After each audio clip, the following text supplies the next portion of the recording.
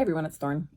So Witches Among Us, my new book, comes out October 8th. I got my own copies just last week. I'm really excited, and I have already seen on various social media outlets that people have started receiving them who've pre-ordered it.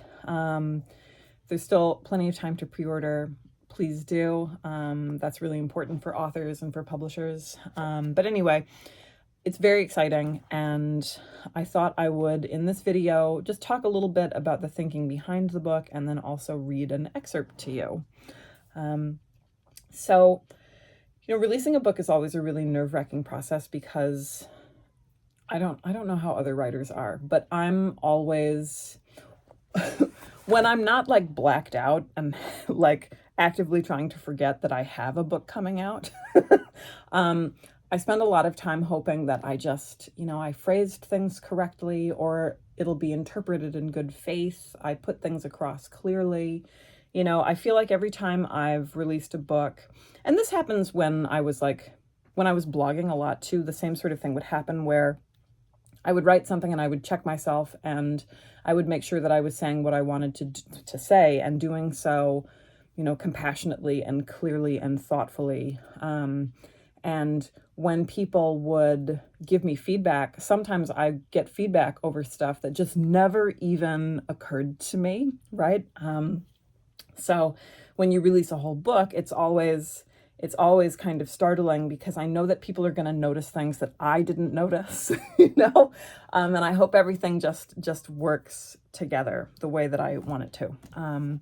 So if you followed me for a while, you know that my whole kind of philosophy as a writer about witchcraft, magic, the occult is I want to fill gaps in the literature. I want to try to say novel things and take conversations forward. I feel like there's already a ton of people writing. There are literally thousands of witchcraft books out there, and there's just more and more being published every single year. And that, coupled with people having massive social media platforms, people still blogging, obviously here on YouTube, etc. Like, there's just so much content out there. I really want to avoid rehashing things, insofar as that's ever possible. So each of the books that I've written has been very explicitly designed to fill a hole, I think. And the hole that Witches Among Us was trying to fill was one that had been really glaringly obvious to me for a long time, and I wonder if other people felt it too. Obviously, I'm gambling that they also feel it too. And that is the book to give to curious outsiders. Because the thing that I run into over and over again is that even though there's thousands of books on the market, they are all written for witches trying to teach them something about witchcraft. They have spells in them, they have meditations in them, exercises. They're all kind of operating on this premise that the reader either wants to be a witch or already is one and is trying to learn something new. That is the objective of every single book behind me. And that model is not appropriate to give to somebody who is just kind of curious about witchcraft and maybe they have no intention of practicing it. They're just interested in it as kind of a phenomenon out in the world. Or somebody who maybe is on the fence. If you have a parent or a sibling who's curious about what you do, it doesn't make sense to give them a spell book. Right? That doesn't help them. And I was finding myself over the years, when I wanted to point folks like that, whether it's a family member or a friend or a coworker or the military chaplain or the UU minister or whatever, in interacting with those folks, I found myself over and over again being like, well, read the first part of this book, but not the second part because it's all spells. Or here's a decent blog article, except it misses these 4 things. Or here's this book that's actually pretty good, but it's really dated. Or here's a book that's written for outsiders, but it's only written from a Wiccan perspective, and very specifically a 90s Wiccan perspective. I was having to spend a lot of energy giving a lot of caveats. And it always bothered me that, like, somebody who's curious about, I don't know, Catholicism or whatever, can walk into a Barnes and Noble and get a book about modern Catholics. What do they believe? What do they do? How is the church structured? Like, they can read that book without the author assuming that they're going to be Catholic, right? And that's true of practically any tradition that we could name that gets any kind of mainstream attention at all. The exception is witchcraft. When you go to, and I'm not saying that witchcraft is like innately a religion, so don't take the comparison too far. But when you walk into, the Barnes and Noble, I almost said Borders, there's no more Borders. When you walk into the Barnes and Noble and you want a book about witchcraft, you basically have two choices. You can either get a historian's take on some witch trial somewhere in the world, or you can wander over to the New Age section and you can get a book about how to be a witch. And neither one of those things is what anyone necessarily needs to give their mom, right? It's not going to tell a close friend like what I'm doing when my coven comes over, or like what I'm doing with all of those herbs in jars. I wanted something that was neutral, that didn't make the assumption that the reader wanted to be a practitioner, and also didn't privilege one popular type of witchcraft over every other. So anyway, Witches Among Us is designed for that. I think you could absolutely use it as a beginner.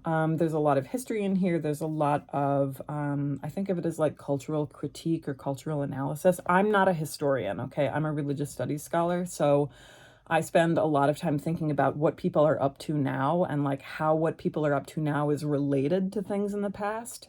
But I'm not like investigating trial records and trying to piece stuff to, you know what I mean? Like, I don't care about any of that stuff. I'll leave that to the historians. I'm interested in what people are doing right now. So that's the position of this book. I'm writing as somebody with the experience of a longtime practitioner, but who also has the training of a scholar, who can kind of stand on the outside and reflect on the movement as a whole, where it's come from, its kind of moving pieces, major players, that sort of thing, the vocabulary at work, the ideas that are prevalent, especially online. Anyway, that felt like an obvious gap to me, and one that I could uniquely fill because of my religious studies background. So anyway, I'm going to read you the introduction to chapter 1. The chapter is called What Witch Means, and here I wanted to think really broadly about when you run into somebody who describes themselves as a witch, what could they potentially mean? Because, if you've been around for any length of time, you know that that's sometimes very, very different. And it's big, and, having to kind of corral that and put it into, put it in a comprehensible format for somebody was really, really challenging, especially while trying to be inclusive and think about like a bigger picture. So chapter 1, what witch means. When I call myself a witch, I mean a lot of different things all at once. I have used the word countless times in response to questions like, are you religious? And do you think of yourself as spiritual? As well as the all too common, what church do you belong to? I answer a little differently depending on whom I'm talking to and what assumptions and experiences I think they're working with. Most of the time on standardized questionnaires that ask about religious affiliation, like those you might see on government forms, in census polling, or university demographic studies, I'm forced to check a box simply labeled other. On rare occasions, though they are becoming more frequent as times change, I'm offered the option of New Age or Neo-Pagan. I may or may not check either of these descriptors depending on how expansive I'm feeling that day. Neither feels perfectly accurate in my case, though other witches may embrace one or both of these terms enthusiastically. Others openly resent being lumped in, feeling that witchcraft is something else entirely.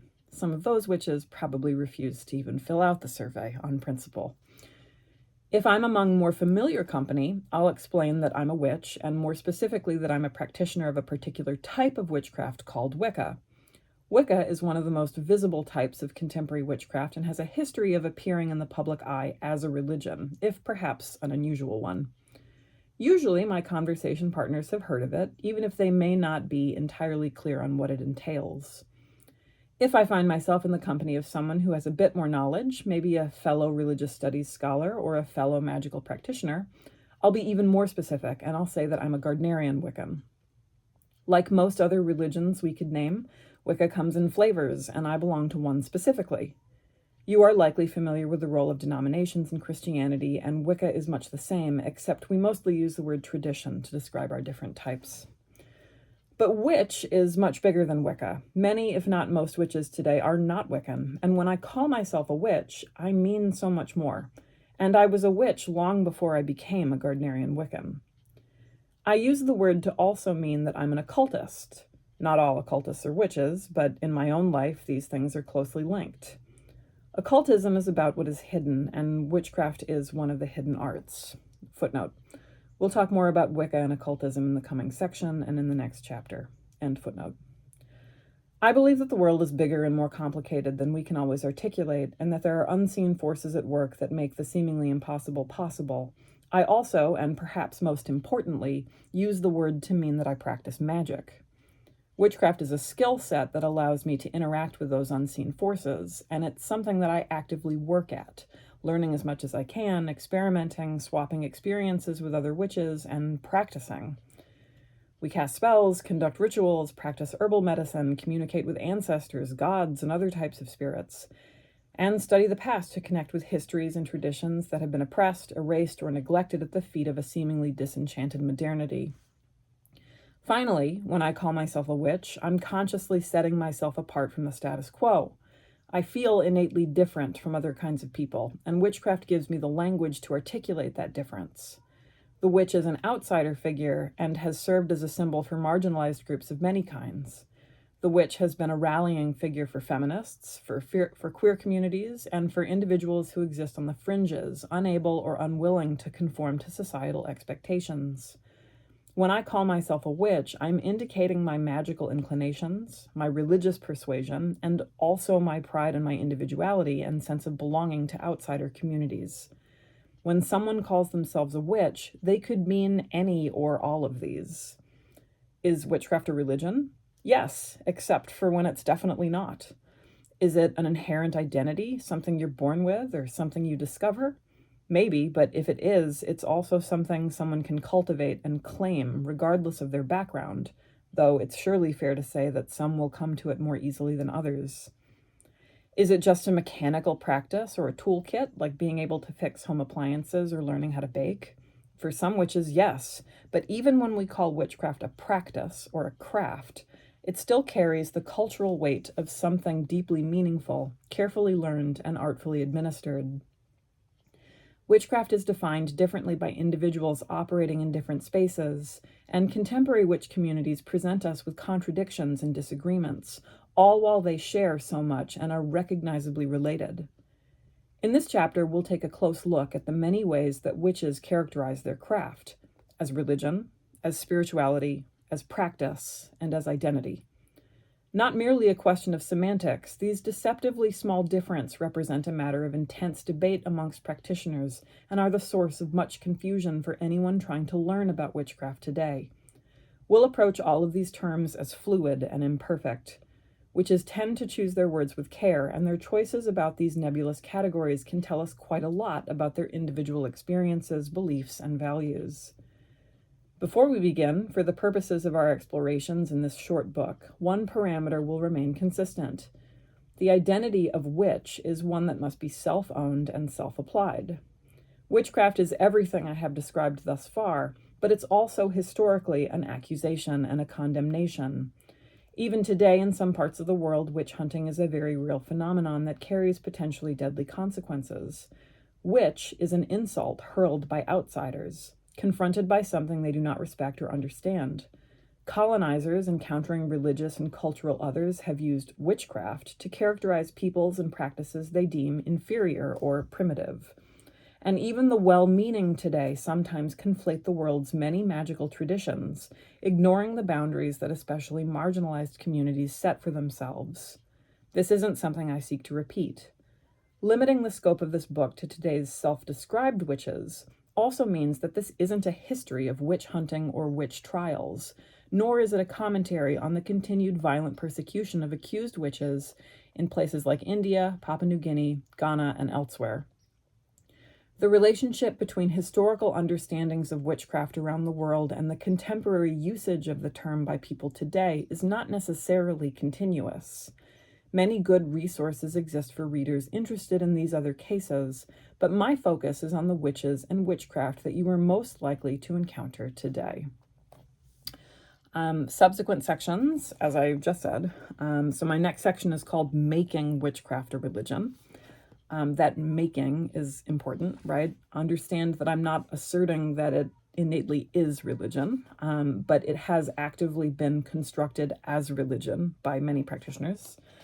And then we have spiritual but not religious, which is about obviously people who are kind of stepping outside of that boundary but still see witchcraft as their spirituality.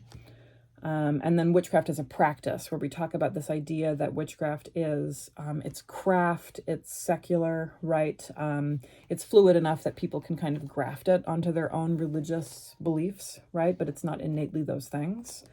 And then finally, witchcraft as identity, where I explore this idea that witchcraft is kind of like, it's kind of innate in somebody. So like this argument that witchcraft is an identity was very popular with some feminist movements, for example, the idea that like there's a little witch in every woman, right? Or that like witchcraft is innately about queerness, right? Like these all kind of fit into that category of witchcraft as identity.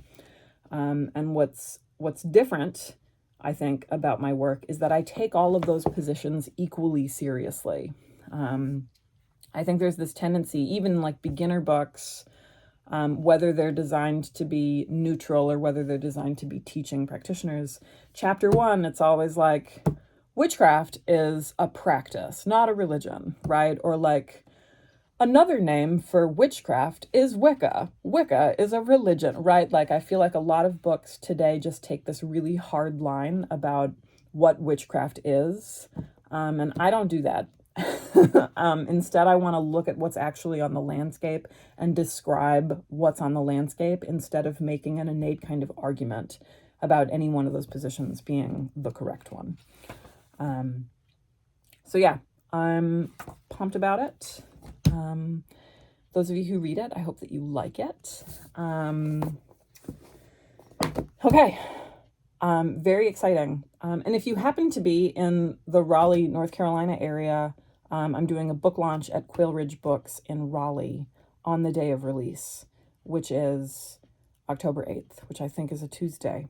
So if you go to the Quail Ridge Book website, you can RSVP for that. Yay! Okay, I hope everybody is well, and I'll see you next time.